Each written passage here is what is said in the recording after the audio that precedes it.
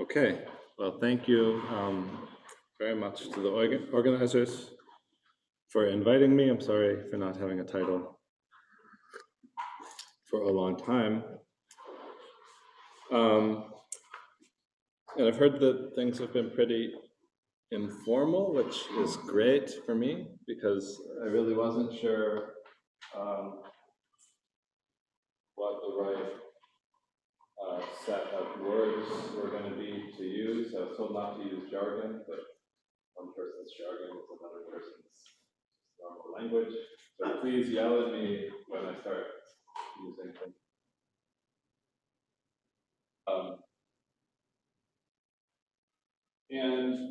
I have a rough plan. The rough plan is to talk about some sort of triangle of relationships between 3- and 4-dimensional superconformal field theories, which if you're a mathematician who isn't happy with superconformal field theories, don't worry, it's not going to be that important except as sort of a generator of ideas. And then something which I think is familiar to most people here is that there's some connection between these physical objects and symplectic singularities, and then something that maybe is not quite as popular with the attendees here.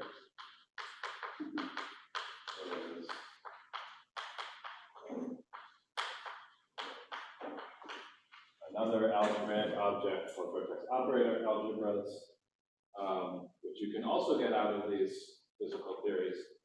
And then I think that what happens is that when you generate both of these things, starting from the same physical point of view, it's suggestive of some relationships between these that are still under development both in the physics and mathematics world. And so I want to sort of sketch out some of these relationships and what I think is interesting about them.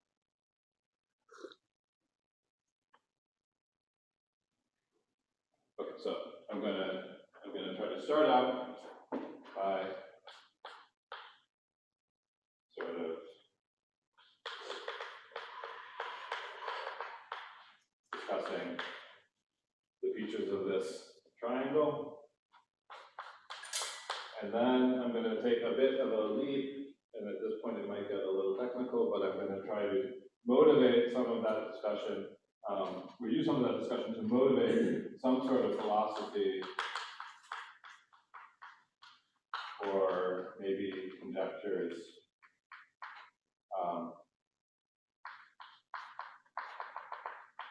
relating the geometry of symplectic singularities to free field realizations of vertex algebras.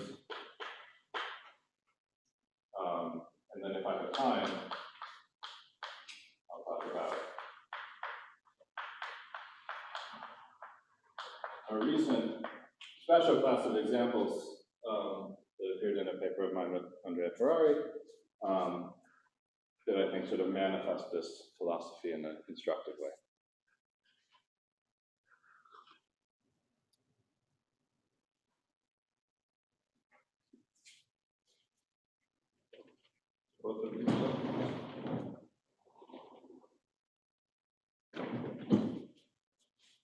Okay, so I'll start out by saying things that I think, at least for people who were here last week, are sort of review or basic, but stop me if it's not. So we have a collection of objects over here on the left, which I'm still going to just sort of use names for. So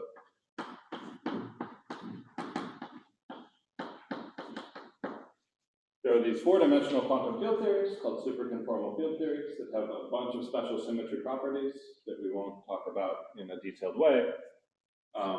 But in particular, one thing that they do is they produce for you, so it's called one such theory, T4D, they produce for you a symplectic singularity, which is called the Higgs branch of that theory, MH. So this is a symplectic singularity, really sort of the thing that physics wants to give you is some sort of singular hyperkähler space. And then when we look at it in a single complex structure, it's some sort of singular symplectic variety. And then maybe people here already know the answer to this, but the fact that it's in particular something that satisfies the definition of symplectic singularities, I don't know if it's something that has to be true for some reason in terms of the features of behavior of the symplectic form when you resolve. But I think all of our examples are, so we think it's what you land on. On the other hand, starting out with 3D n equals 4 superconformal field theories, you get a pair of these, which are the so-called H branch and Coulomb branch of the moduli space of vacua. In physics, these things have very different descriptions. For some particular way of thinking about one of these theories, these things are very different descriptions. Sort of abstractly, given some abstract SCFT, there isn't any particularly meaningful difference between the Higgs branch and the Coulomb branch. And so these are two symplectic singularities that might very well be of the same type. And in fact, there's some partially understood concept that people in the audience know more about than me, called symplectic duality, which is supposed to tell you something about what sort of relationship exists between these things. And I won't have much to say about it, but we'll see a little bit of a hint of one of these guys seeing the other later on.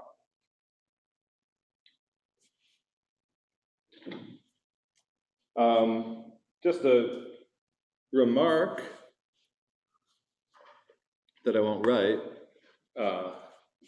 given that this audience might think this is interesting. So somehow, these things seem to be more restricted than these things. And exactly why that should be true abstractly, I think, is totally mysterious. But there's a collection of tricks that physicists have for generating these things, either starting out with some like Lagrangian quantum field theory or using fancier words. But somehow, it seems like the sorts of symplectic singularities you get in 4D are maybe more special than the ones in 3D. And similarly, we'll see some hints, maybe in my talk, of the idea that the sort of vertex algebras that show up in connection up here are maybe a little bit more special than the ones that show up down here, again, in a sort of nebulous, intuitive way. Is that remote distributed in general not being engaged?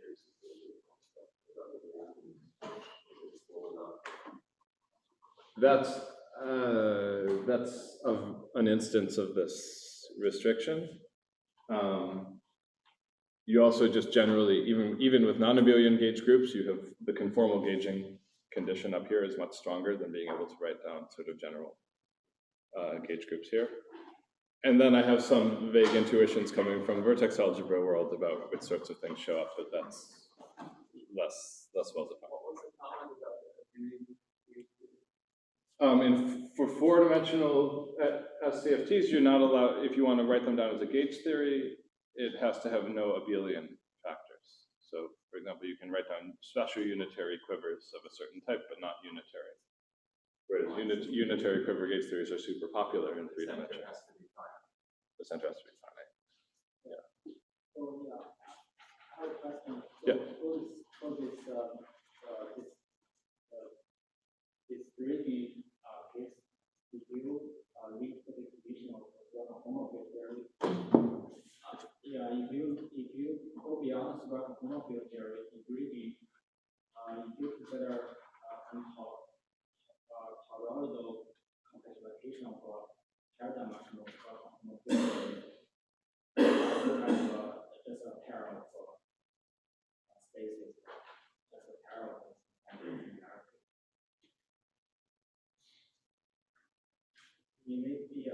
I'm not sure I understood the maybe question of the remark. For example, 4D SCFT on a circle with a finite radius for LD theory on powers. You also get some Higgs branch. That's right. I mean, there's ways of populating these spaces by starting in higher dimensions, which I'm not going to have anything to say about right today. But there's a lot of technology, especially developed by Amiens and his collaborators, for identifying various Higgs branches that show up in higher dimensions than 4. And then you can start asking about these sorts of arrows that point down when you follow yourself under circle compactifications. And in some sort of general sense, these are like sort of often nice flows, and then maybe sometimes they're a little bit gross. So remind me, what's SFR again? Oh, free field realization. Sorry, I'll try to talk louder when I start abbreviating in real time, but I'm very slow at writing with chalk, so I won't write everything out. And I'll say a little bit about what I mean by that in a bit. I want to make another point, another general point, which is that physically, on the one hand, we see these symplectic singularities, if you want, algebraically in physics. There's some sense in which like the coordinate ring of these singularities is a natural object in the physical setting. So you see them sort of as their own sort of pristine algebraic varieties. On the other hand, these things really are moduli spaces of vacua. And so if I draw a cartoon, so here's a picture of a symplectic singularity, which is a cone. And it's on a board, but this is some higher dimensional symplectic singularity. Maybe here's some singular stratum inside of it. Then, at least as physicists, we like to organize our thinking. Some of us like to organize our thinking by sort of talking about, this is the symplectic singularity that's attached to this point. This is where the superconformal field theory that I started out with lives. And then there are a collection of other superconformal field theories that I can realize by sort of, roughly speaking, Taylor expanding around points in this space. So the language in physics would be partially Higgsing. So there's some sense in which you can go and live at one of these points. And if you live at one of these points, you can then ask what's the low energy theory there. And eventually it will be some other 3D or 4D superconformal field theory, and it will have its own symplectic singularity, etc. So if I go from here and look at this point, then there's some sense in which the theory that lives there is going to see at least some infinitesimal transverse neighborhood, and I'm going to see some sort of slice from this singular stratum into the bulk. Is this supposed to be a model for what Higgs branch? Any of these, the same language applies in all So cases. this is a moduli space. This is not just the theory itself. This is the moduli space, but this cartoon is relevant for each of these entries. Yeah. And that's a super familiar story both to physicists and mathematicians, I think, that you can talk about slices, and sometimes you have nice global slices, and sometimes maybe you need to do some local completion, but there's some sense in which you can sort of see symplectic singularities inside of other symplectic singularities. But there's something which is at least a little bit relevant in my life, which is if you take a point in the smooth locus of your moduli space, there can also be interesting data that lives there from a physics point of view. There might be the language would be, there might be some interacting superconformal field theory that still lives there. It's just one that doesn't have a moduli space of the type that I've drawn. So if this is a Higgs branch, there could be some theory here that doesn't have its own Higgs branch. It's a Coulomb branch, there could be some theory there that doesn't have its own Coulomb branch. And so I don't see it when I look at this part of my world that's described by this particular moduli space. In terms of the localization there, right? Just get a symplectic disk.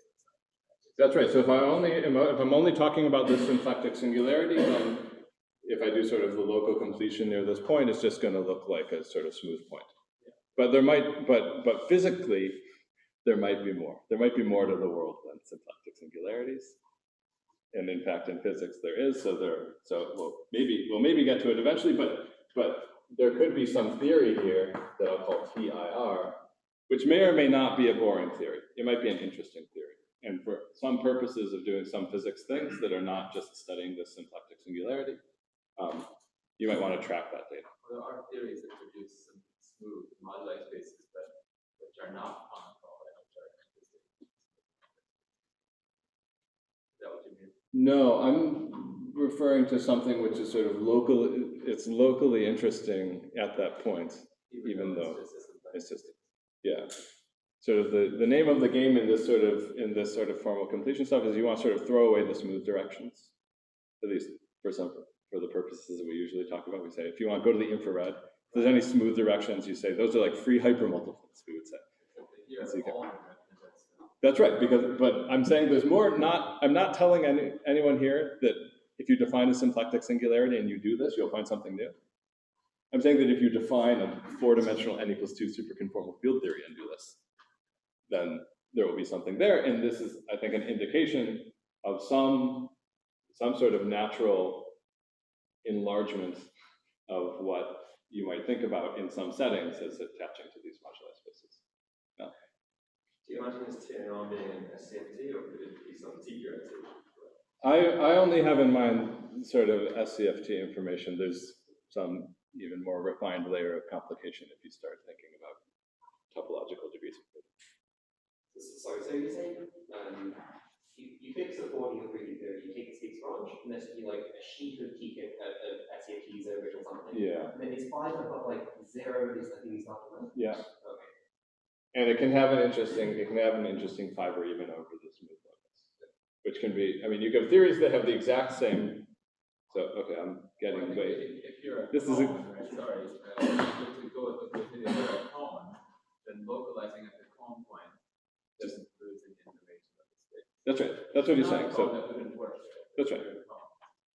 Yeah, that's what he meant. He said you have this sheet, you localize here, you don't lose anything. That's the original theory that sort of gave birth to this picture.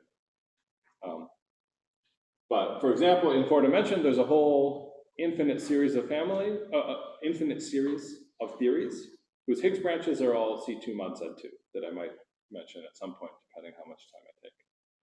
But they all differ by they're different theories. From a physicist's point of view, they're different theories. And so they all have some different information that lives at the generic point, if you will. And we'll see if I ever say enough, then, or if we talk about it later, we'll see that I think, I would like to walk some line someday, either in this talk or in my life, where I can sort of start reintroducing some of this data without having to say, oh, the thing that you need is to talk about a whole quantum field theory, right? We're not very good at talking about whole quantum field theories. So it would be nice to have some intermediate objects that were mathematically well defined that would sort of detect some of this stuff. Okay, that's supposed to be some hint for later.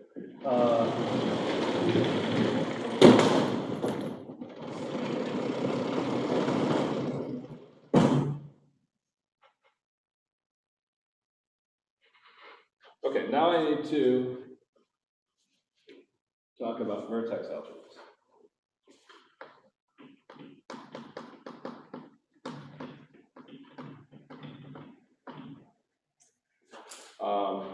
Okay, so the informal definition of a vertex algebra that physicists are happy with is that some sort of algebraic object that lives on a complex plane, where associated to points on the complex plane, this plane is now sort of anticipating how this is like part of space-time. So there's 3D and 4D theories. There's some like actual world that's 3 or 4 dimensional space, and that's where this complex plane is somehow going to live. So you have a complex plane, and over each point, there's some sort of vector space, which we would call something like the vector space of local operators.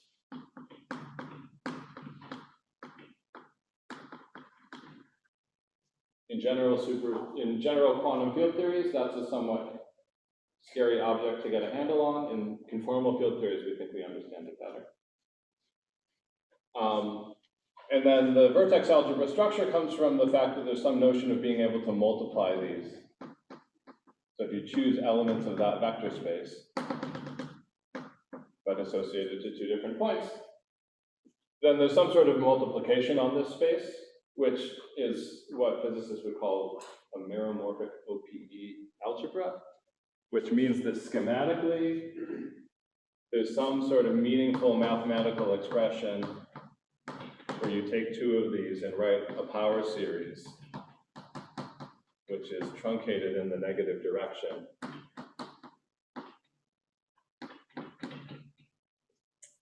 Of powers of the separation,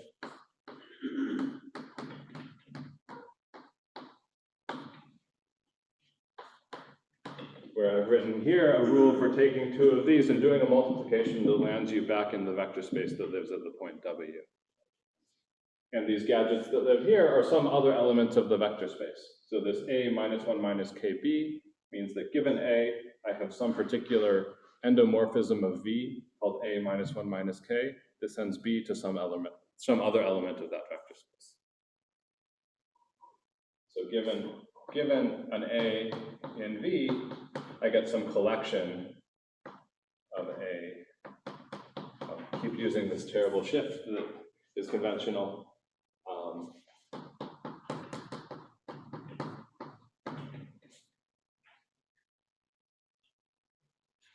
I get some collection of maps for each K.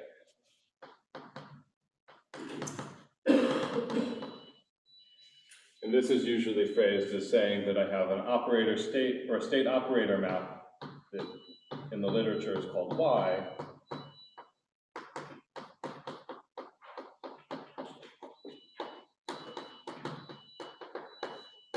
From my vector space to endomorphisms valued in these formal series, unbounded above and below.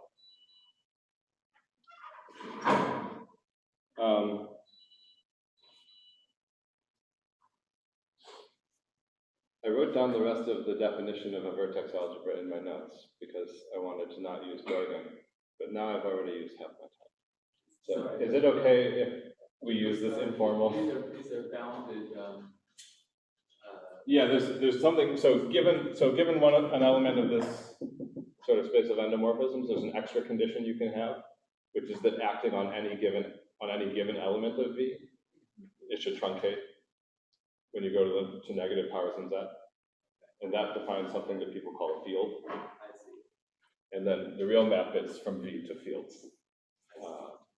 And then, okay, let me write down some of the axioms, but not all of them.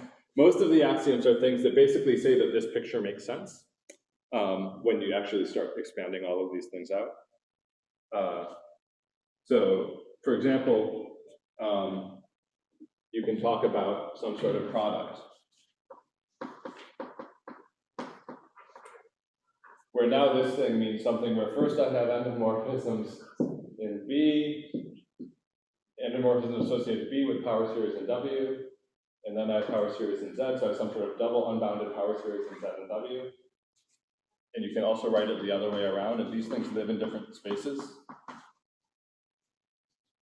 And then there's some axiom that I should be able to compare these in an appropriate sense, which in the usual minimalist definition is a little bit complicated to write down. But if you make some extra grading assumptions that I won't write down on the board, but you make some sort of niceness assumptions about the vertex algebra and the vector space, then the statement is that these things can both be interpreted as meromorphic operator valued functions on C with singularities at Z, W, and Z minus W. So basically you have some hard to handle double infinite expansion, but you should be able to understand it as some sort of expansion of an object that has more reasonable analytic properties. And then when you interpret them in that way, then these things should be equal. This is called the locality X. But this basically means that this picture makes sense, because in this picture, I don't know which one comes first.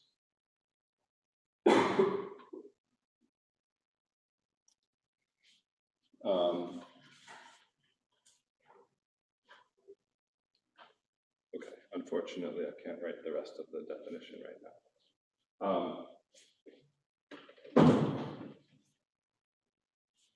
Something that will make an appearance later, though, is that one particular piece of this elaborate multiplication information is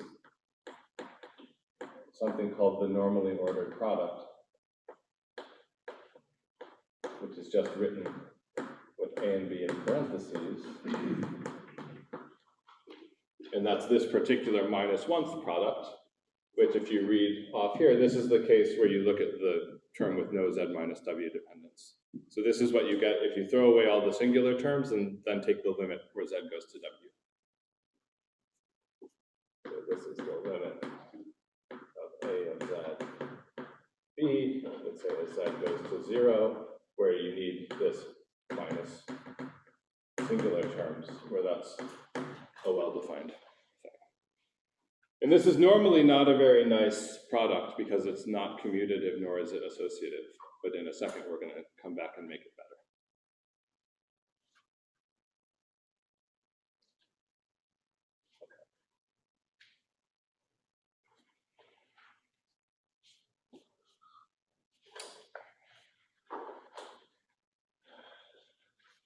And then there's a fact, which one proves when one's actually written down all of the axioms.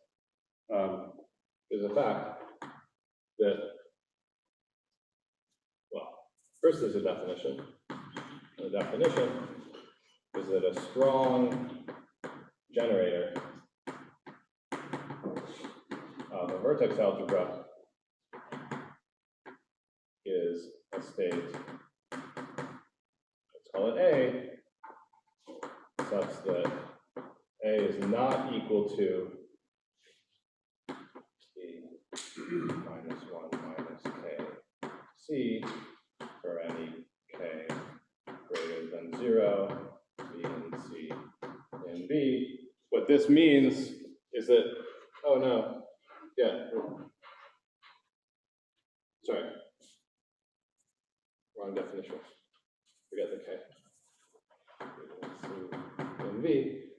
Okay, so this is something that I can't write as the normally ordered product of anything else. Even though this was a somewhat nasty product, nevertheless, I can use it to build more states given a set of states, and there's some sense of having generators under that operation. A strong generator is one such generator. And roughly, the vertex algebra is determined by the singular OPEs, operator product expansions. This thing is called the OPE. The singular OPEs of strong generators. So at least for so-called strongly finitely generated vertex algebras, even though there's a somewhat elaborate definition that I didn't even finish giving, the thing that you actually need to write down is a finite list of these strong generators and the way that their singular OPEs work, which since things are truncated from below, it means you're giving a finite amount of information. So there's something a little bit more finite about these things than. It's actually true that all of the V is generated by strong generators. By definition, all of V is generated by strong generators under the normally ordered product, because anything that you don't get that way is by definition a strong generator. Yeah, but I mean, everything is gotten that way from other things, and there would be no strong generators at all. It still doesn't mean that V is 0.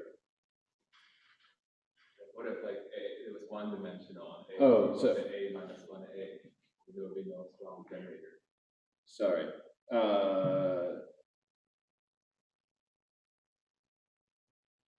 Yeah, so I'm going to give a cheap answer to that. So I think the answer to your question is that even in the weakest definition of these things, that can't happen, and there always exist strong generators. However, there's a setting where it's more obvious that there will exist strong generators, which is when this whole thing is graded by the natural numbers, which is what happens in all the examples that come up in this physical set. So a nice condition is that V is the direct sum. Actually, for some reason, it's better to take half the natural numbers.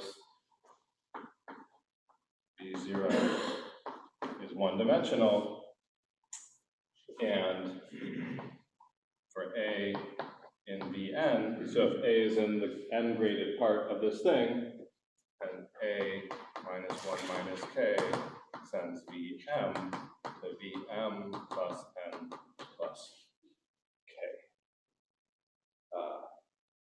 Okay, so this says that each one of these operators carries a grading.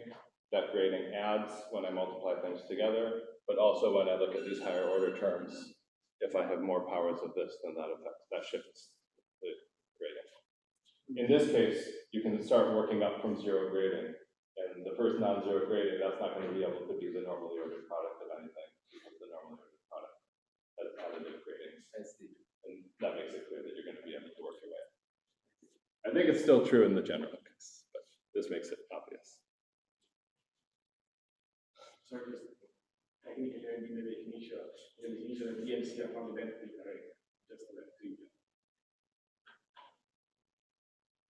I think If B and C are the identity operator, then A is the identity operator, and we don't usually call the identity operator a strong generator, so I think it's okay. It's considered example. But I think his proposed counterexample was a situation where it wasn't the identity operator, right?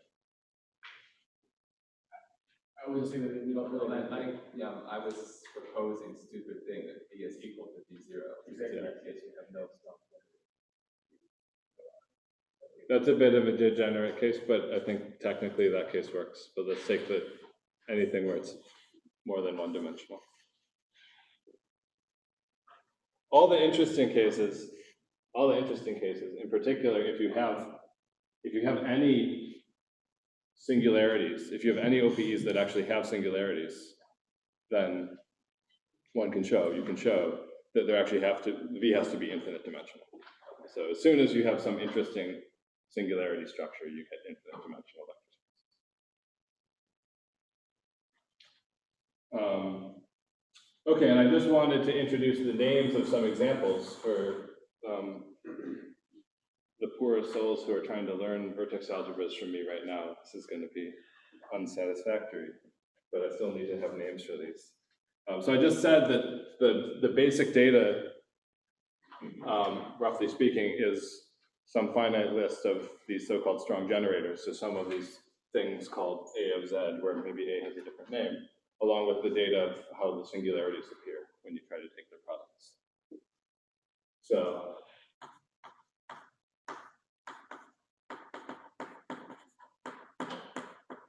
some of the simplest examples, which are called free vertex algebras, are the symplectic boson, which has two strong generators, which are usually called beta and gamma. And they just have a constant term at the leading order pole and nothing else. This squiggle means I'm writing down only the singular terms in the OPE.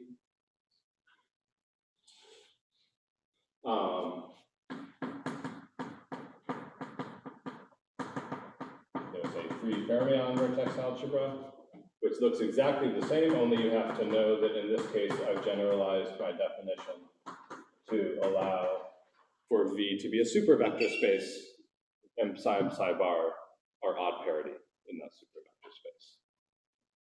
These are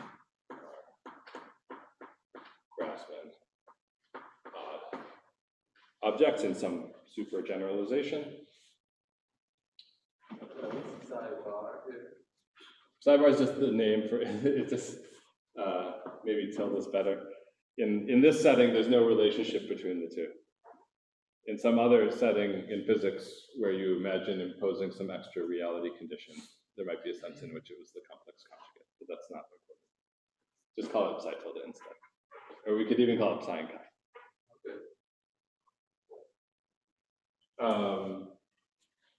Okay, so those are basic examples of what people would call free vertex algebras. There's also some basic examples of not free vertex algebras that are very popular, which are based on popular infinite dimensional Lie algebras. So the Virasoro vertex algebra has a single strong generator named T.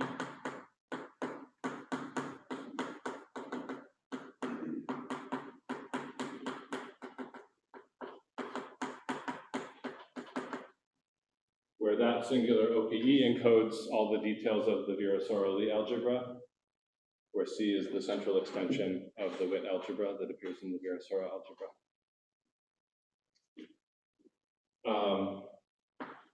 And there's also the so-called affine Kac-Moody vertex algebra, which has strong generators in one-to-one correspondence with a basis for a finite dimensional Lie algebra of G.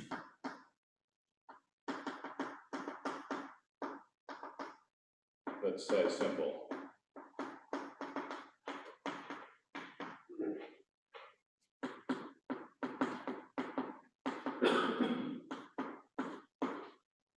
Where we see the killing form times a number called K, and the structure constants of the Lie algebra.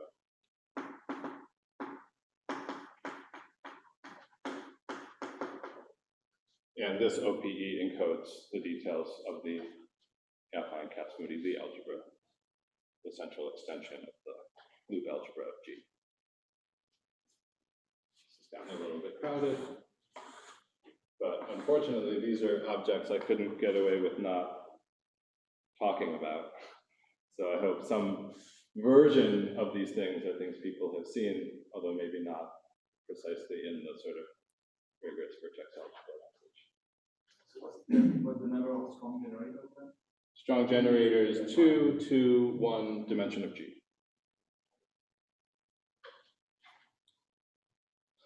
Okay.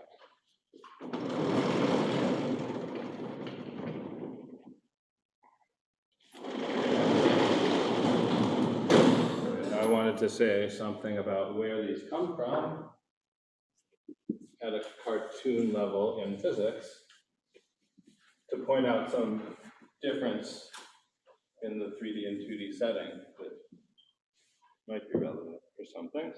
Okay, so in 4D, the cartoon that one's supposed to have in mind is that given one of these four-dimensional superconformal field theories on R4, there's a thing you can do to it called the holomorphic topological twist, such that afterwards, effectively, the way that your theory sees R4 is as a copy of the complex plane and as a copy of R2 that it sort of thinks of only as a topological space, so it doesn't see the metric on that space.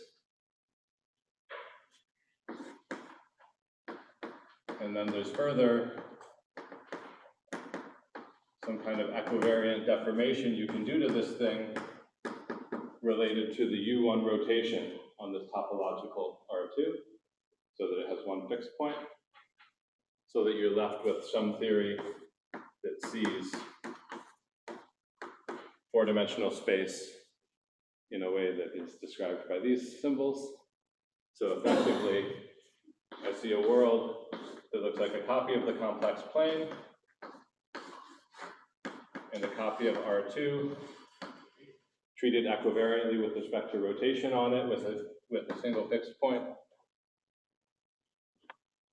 And then this vertex algebra structure in this setting lives on this plane, sort of restricted to that point. So this is a way that you end up cutting out a particular copy of the complex plane inside of R4, and the machinery behind these various arrows makes it so what lives there is one of these vertex algebras.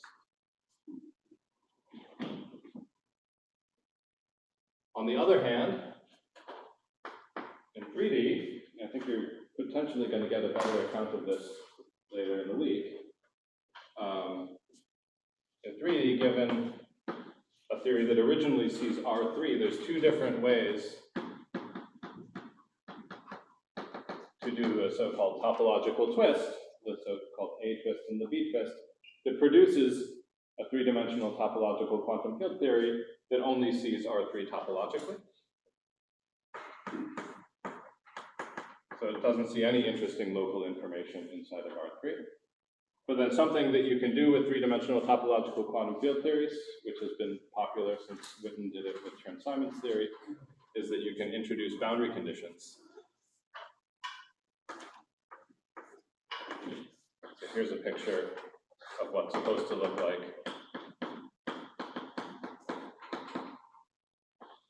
a topological R2 times R plus with a boundary And it can be the case that under appropriate circumstances, you can define such a boundary for one of these theories so that the boundary is not topological, but the boundary is holomorphic. And in the context of Chern-Simons theory, this is a way to see some structure associated with these affine Kac-Moody vertex algebras when the bulk theory is Chern-Simons theory, and there's some version of this for these general 3D n equals 4 theories, where the theory in the bulk is more complicated, and I think Tudor will explain it to you. But nevertheless, there's some way to get something that lives on the boundary that has this vertex algebra structure. And something I want to point out, because I think it's important to me, is an apparent difference between these two constructions, although you can start arguing over how much of a difference there really is, which is that somehow here, the place, this vertex algebra sort of lives in the interior of your four-dimensional space. And so in some sense, this vertex algebra is sort of canonically constructed from the 4D SCFT.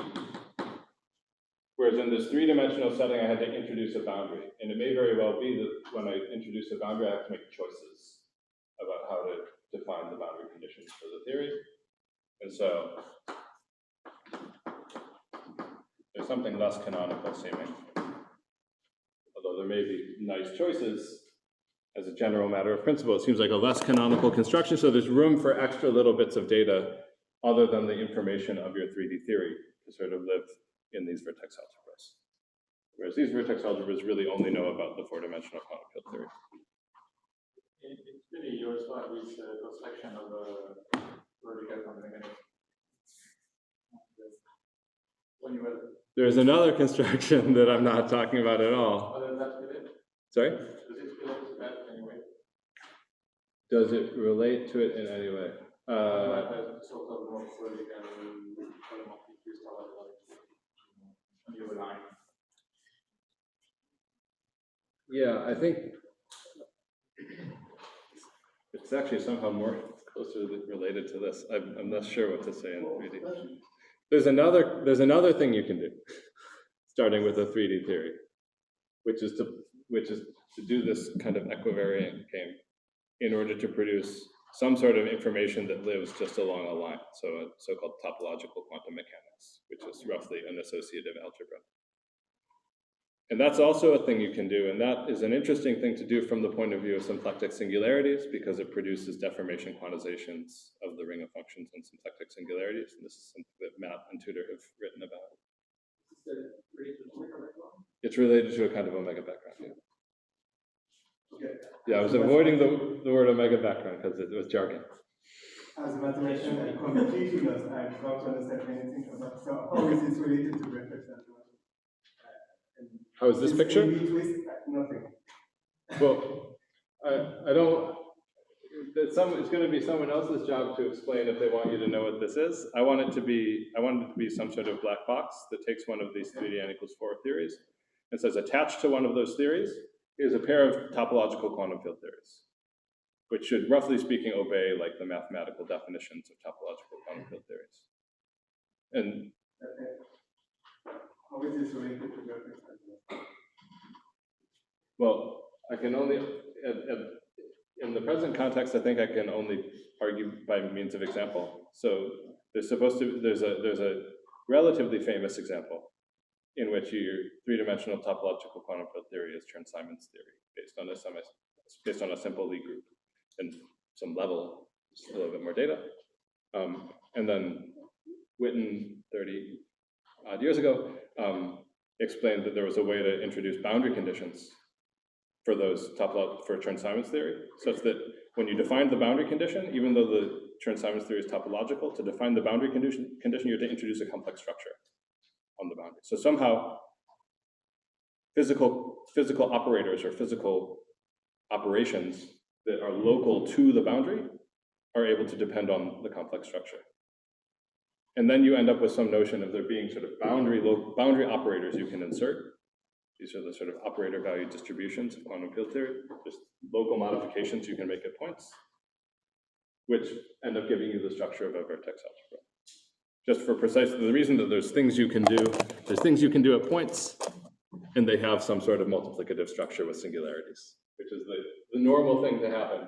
In quantum field theory, if you can do things at points, when you bring those points together, it's usually singular. So this is an instance of that. In that particular case, you end up with the so-called integrable affine Kac-Moody vertex algebras. And this is some big super upgrade of that to a world where instead of starting out with just Chern-Simons theory, you start out with a general 3D n equals 4 theory. And there's a story that Tudor will tell. I don't want to talk too much about the connection to what's going on in the bulk. I just want to identify a collection of these vertex algebras that come out of some sort of operation that's natural in physics. So maybe if I can move on to the next collection of statements, I think that rather than worrying about where this really comes from, which I don't think I'm qualified to cover in the allotted time, maybe we'll just see some statements that sound like connections to stuff we care about.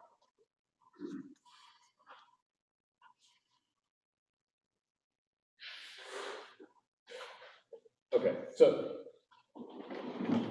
we're at a conference on symplectic singularities, and so I want to claim that there's some way that's completely rigorous of extracting symplectic singularities from certain special vertex algebras that turn out to be the ones that are coming out of physics are of this type. And so let me give a quick definition. So don't worry about the reason for the name. There's a subspace in any vertex algebra. There's a subspace of the space of local operators that people call C2 of V, which is the span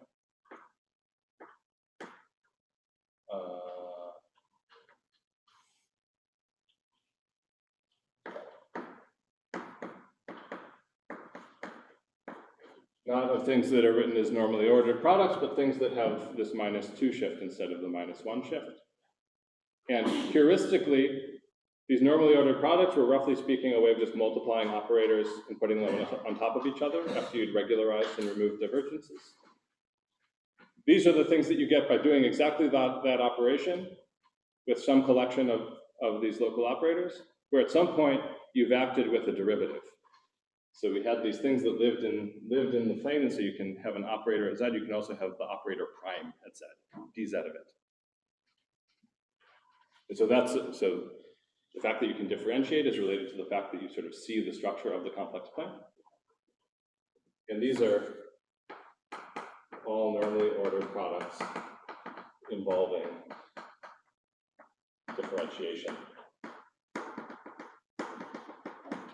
of anything. That turns out to be a kosher definition that is equal to this thing.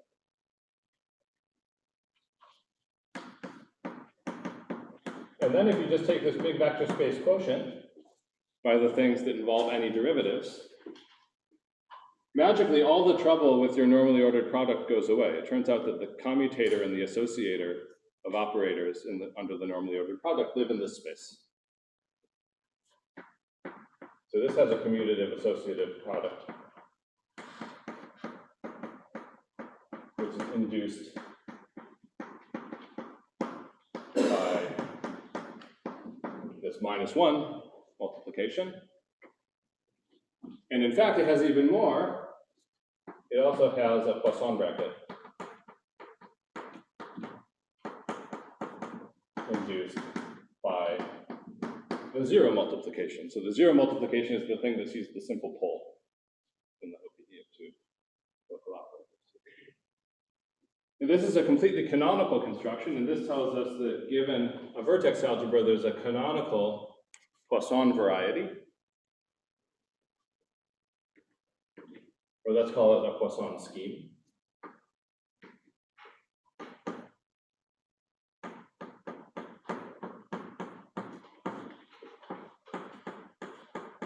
this was defined, to my knowledge, by Tomoyuki Arakawa.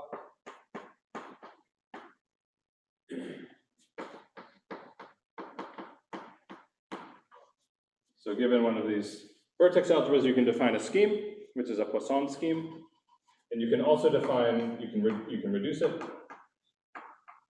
So let's take max spec or RV, which means for non-algebraic people, you're throwing away no potent stuff. This is called the associated variety.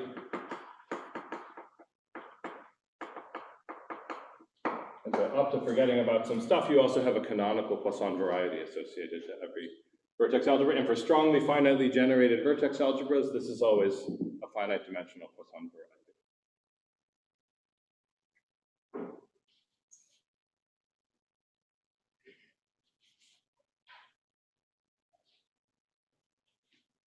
So some examples, I had these definitions of vertex algebras earlier. I can just tell you what these things look like in those simple examples. So we're up here.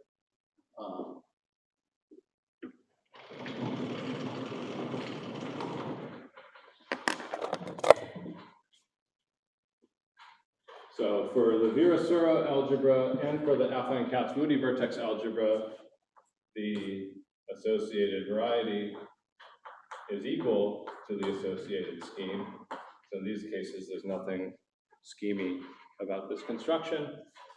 And in this case, it's boring. It's C with the trivial bracket. And in the Kac-Moody case, again, there's no scheminess, but it's G star with the pure low constant Surya Poisson structure. Those are a little boring, but it's still some finite dimensional stuff, so you can temporarily stop worrying about infinities. On the other hand, for the beta gamma VOA,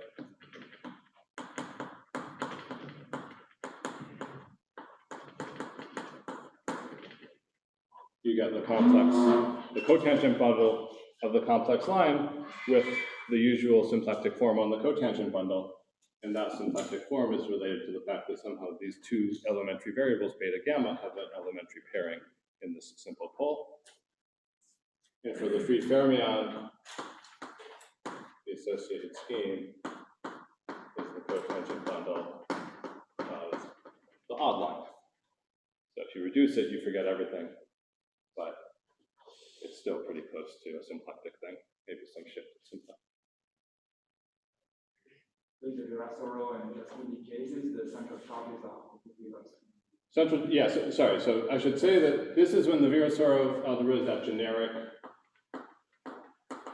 central charge, and this is the Kac-Moody algebra at generic level. And when you do that, you completely forget the information about the central charge of the level. However, the interesting Virasoro algebras and Kac-Moody algebras out there occur when you have special values of the level where there's some sort of quotient you can take. Where there's some ideal under the vertex algebra multiplication that you can quotient by. That's what gives rise to these integrable levels that are connected with Chern-Simons theory. Leads to the Virasoro minimal models. There's other examples.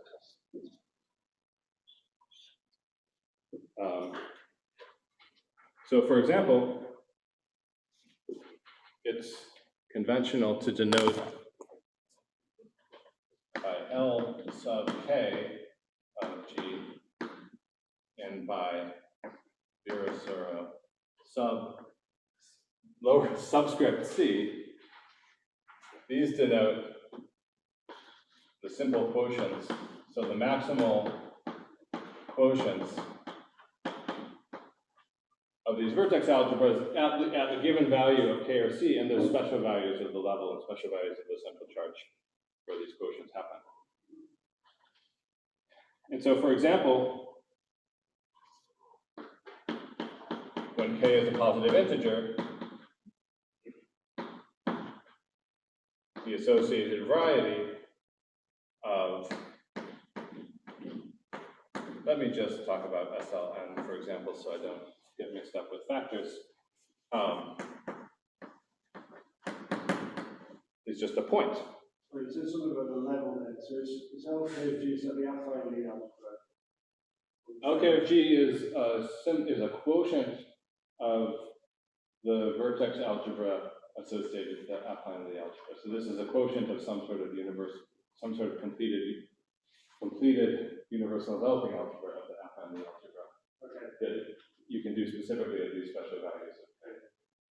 This is where you get these integrable modules.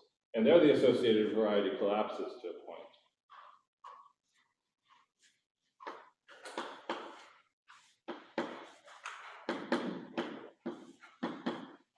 In the ATM example, you said it was not reduced, it's skewed. In these cases, these guys were all already automatically reduced. There was nothing schemy about them. In this case, this is after reducing. So if you take the associated scheme, it's some that point. That offhand I don't know the equations for, but it's a fat point in these cases. And then there's a more general value of levels, which are the so-called Katswaki-Moto admissible levels that have been used for representation theorists for a long time, which are minus the dual Coxeter number, which for SLN is n, plus a rational number where p is greater than or equal to h check, and p and q are co-prime. And in this case, the associated variety is some interesting nilpotent orbit closure. I'm sorry, just to make sure I understand what you wrote up there. You wrote XB is isomorphic XBK. No, on the ATM, XB is isomorphic XBK. Oh, I'm sorry. I just wrote. I'm sorry. So for these guys, for these admissible level SLNs, you get exactly a certain special set of nilpotent orbit closures,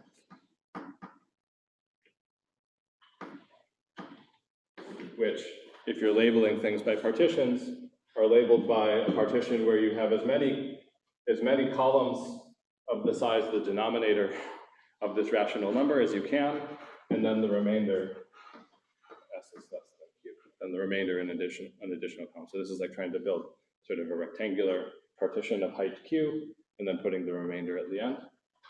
This is a result due to Arakawa, as most of these constructions are. And so this is where you start getting into some interesting symplectic singularities. This is an example, but more generally, you can now define, it's easy to make definitions, you can define a quasi-Lis, no idea, quasi-Lis vertex algebra is one whose associated variety has finitely many symplectic leaves.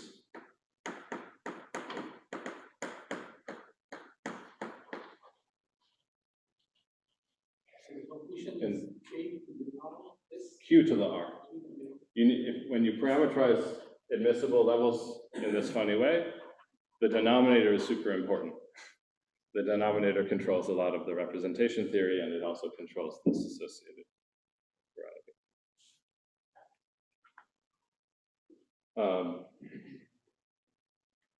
This, by the way, the fact that it only depends on Q and not P is, okay, this is maybe too much of a tangent, but it's related to this point I was making about keeping track of extra information on the generic locus. So for any P, for a given Q, you have a bunch of vertex algebras that sure enough show up in some four-dimensional superconformal field theories whose Higgs branches are all this same nilpotent orbit closure. But they differ by some information that lives over the generic point. And if you're happy with Drinfeld-Sokolov reductions in W algebras, the thing that they differ by is that if you do the Drinfeld-Sokolov reduction to define a W algebra living at this orbit, you get different W algebras. Is there any associated with that? Sorry? Is there any associated function? For these guys? Yes. Let's not check whether I can write it down correctly in front of the group, but well, you should ask Palash, my student, after the talk is over. So when you said simple quotients, you were talking about the simple representations of the These simple quotients are, you take these vertex algebras and you look at them as modules over themselves. The vector space V itself admits this action of V through this vertex algebra multiplication. And you can ask if there are any proper ideals when it's looked at as a module over itself. And if there are, then you can quotient by them. And that defines a new vertex. That quotient still has the structure of a vertex algebra on a smaller vector space. These are simple quotients of which vertex algebra? These are simple quotients of SLN affine Kac-Moody The one vertex algebra of this guy. Yeah. Yeah, so there are some sort of relations amongst the naive set of states you would build by taking normally ordered products of those guys, and those are going to end up being related to the actual algebraic relations that define these nilpotent orbits in a sort of complicated way. Because when you write down those relations, they have all these infinitely many extra variables because of the derivatives. Somehow doing this on the level of variety is passing to some deep closure. It's passing to some. Deep closure. Doing this simple quotient, the vertex algebra, the level of associated variety is saying passing to some deep closure. Yes, it's reducing. It's sort of truncating to some leaf closure. Yeah. From whole to star.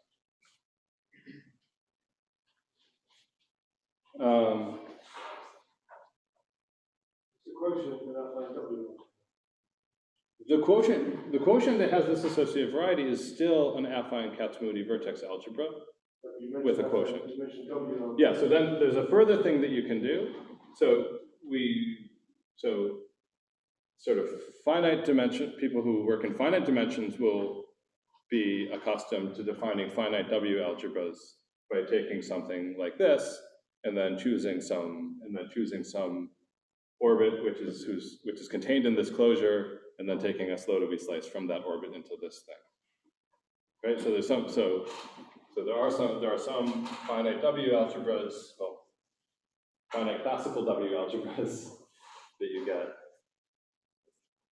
What about the non-nilpotent? This is the nilpotent orbit closure you're talking about here, right? Yeah.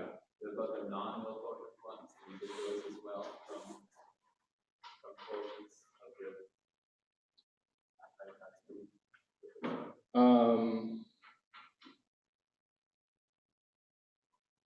I don't think so. Why don't I think so? No, my students give me nothing.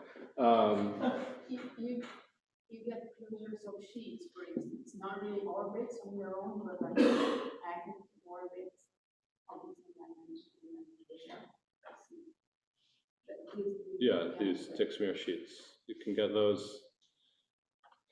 Although I forget what the levels are where you get them. So all of these so-called admissible levels land you on these nilpotent orbit closures. So then the case where you get sheets, I now forget what you need to do to the levels. Okay, so I'm dramatically over time, but I should at least say the first connection, which of course, so first of all, these things are given certain classes of vertex algebras. You can extract some Poisson variety, which in some nice cases they have a name. They're nicer for slightly more reasons than having a name. It controls some features of the representation theory in a nice way. These Poisson varieties are symplectic singularities. And it's a conjecture, but it's a conjecture that's passed a really significant number of tests that the associated variety associated to the vertex algebra which is associated to some four-dimensional superconformal field theory in this physics way, will maybe unsurprisingly be the symplectic singularity that we were already in the habit of associating to that theory. So this is some physically slightly surprising, but there's some motivation behind it, connection between this sort of easier to define object associated to your theory, this finite dimensional object, and this more elaborate vertex algebra.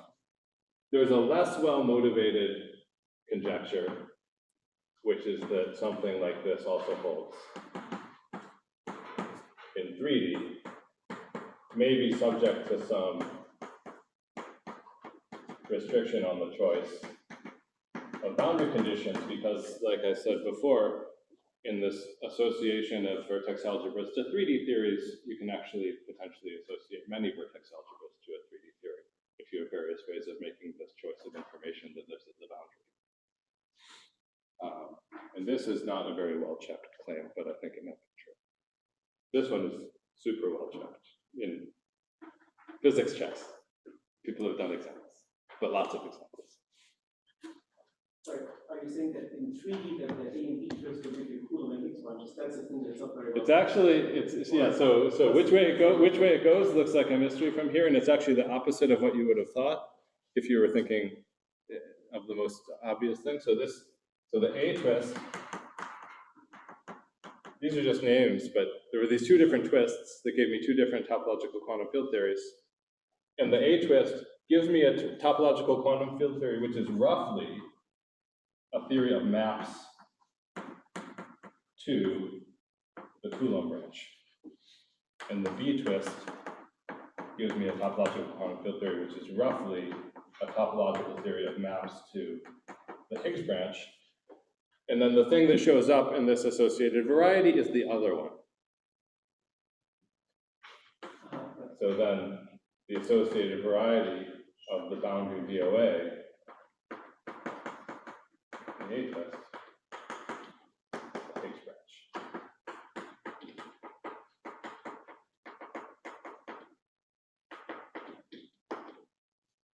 This is a surprising swap at the level of pattern matching, but when you actually look at what Davide Gaiato and Kevin Costello did when they were defining the vertex algebras, it's not a mysterious thing, but they get swapped in this way.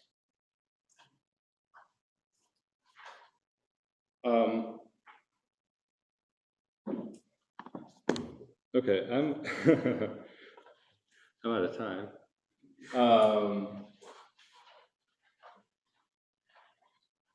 I want to mention a slogan, because then maybe people will want to talk about it later, and I would be sad if I didn't mention it, but it's going to be even more sketchy than what I've done so far. Which is that you can try, or you could aspire. This I just gave you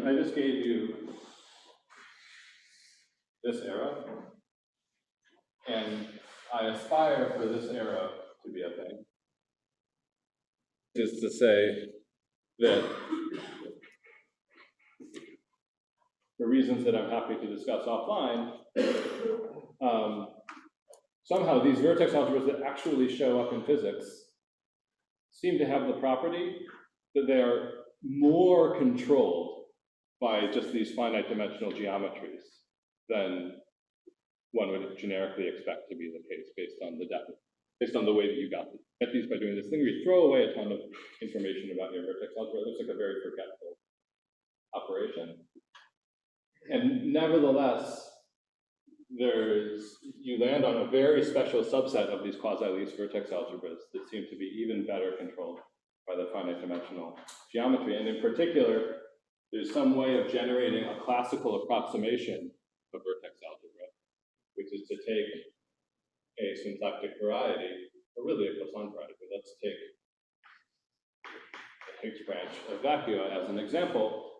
There's a thing that I can do, which is to build the so-called infinite jet scheme of the Higgs branch, which is some sort of formal way of trying to put back lots of derivatives into a definition of a finite dimensional thing. For people who haven't met infinite jet schemes, this means you take the algebraic equations defining this thing. For each generator, you give infinitely many copies that have formal derivatives attached. And then you take the relations, and you get more relations by acting with the Leibniz rule under differentiation. That gives you some sort of in scheme, which is this thing. And that thing happens to have the structure of something called the vertex Poisson algebra, which is like a classical limit of a vertex algebra. And in the theories that come from 4 dimensions, at least, and potentially 3 dimensions, this vertex Poisson algebra bears a closer resemblance to, sorry, let me replace time H. Let me add the schemy stuff back in. This thing bears a closer resemblance to the actual original vertex algebra than you had any right to expect, which is related to a property that some vertex algebra people have dubbed being classically free. And I suspect that this is an important property of these vertex algebras that lets you generate a lot of information about them if you only know finite dimensional symplectic geometry. And I think I need to stop, but just to say that some version of this sort of nice properties that I'm describing, I think are things that Carlos is going to get into in his talk. So I leave it to him. And otherwise, I'm sorry for not getting too far into my material, but I'm here for 3 days, so I hope we'll all get to talk about that.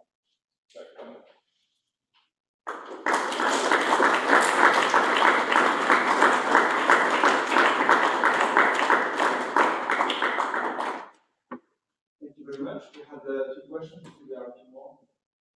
This example that you gave related to the classes construction, one related to singularity of Yeah, so these gadgets come from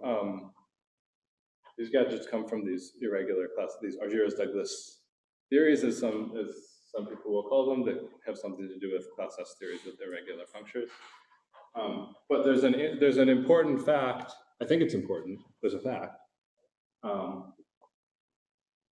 that you get the so-called boundary admissible levels. So in general, you have this thing with the P over Q, but the things that you actually land on, H check is N.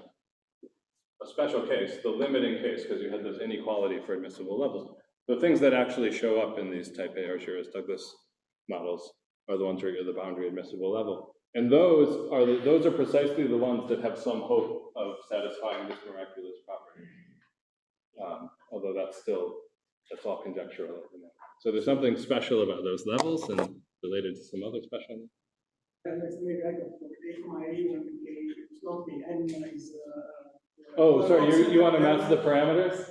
I'm asking like for which A, its branches are and for which one is not. So it's just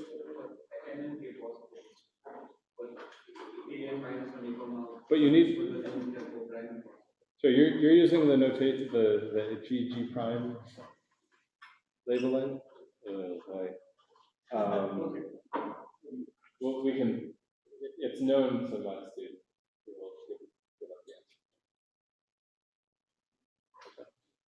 So the property here is that if you take the jets, infinite jets on the variety, you can recover the vertex algebra.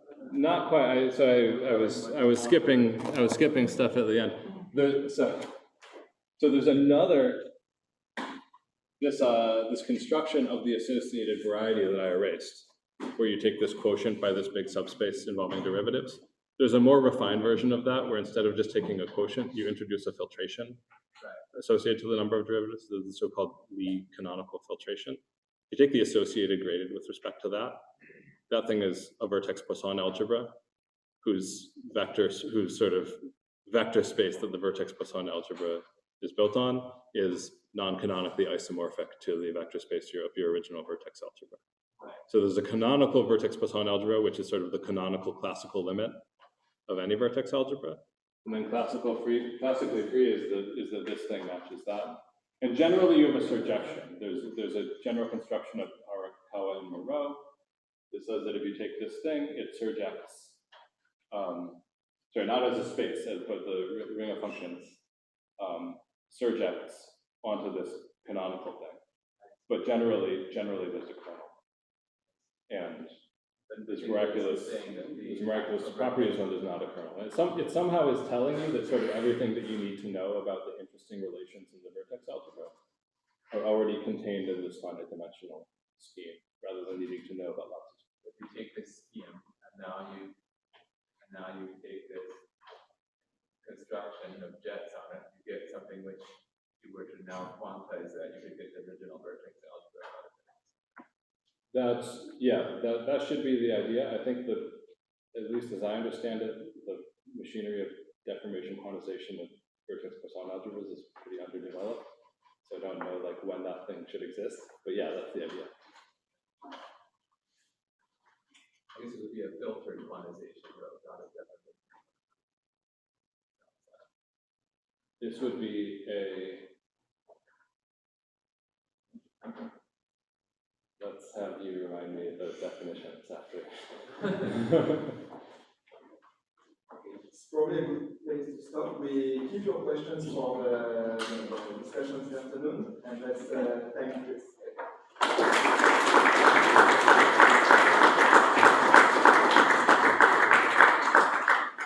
Now we have completely the same room, and we resume at 4:02.